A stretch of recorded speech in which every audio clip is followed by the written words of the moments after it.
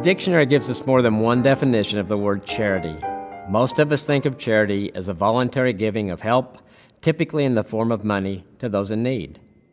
There's also another definition that I want to use as we apply charity to marriage and relationships.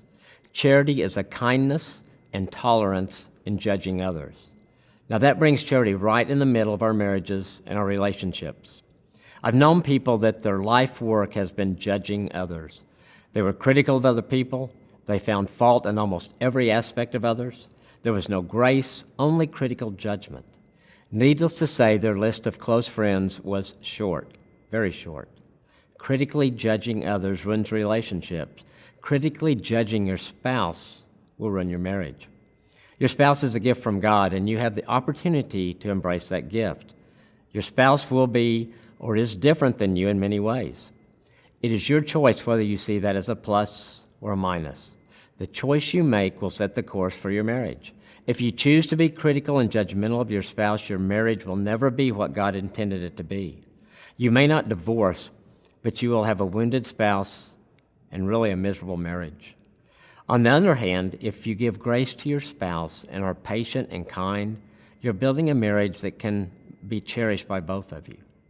I think we can all be guilty of judging others. Usually that judgment is critical, but it does not have to be. If my wife says or does something that I do not agree with or do not like, I've judged those words or that action. But now I have a choice. How will I respond? Will I be critical?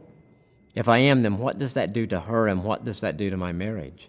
If I respond in a critical way over and over, what's going to be the result? But what if I show kindness and choose not to be critical?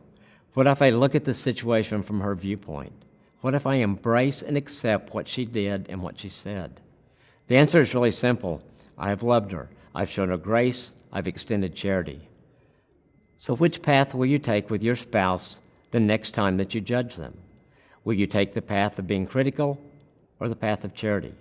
One path brings death to the marriage, and the other path brings life. It's your choice. What are you going to do?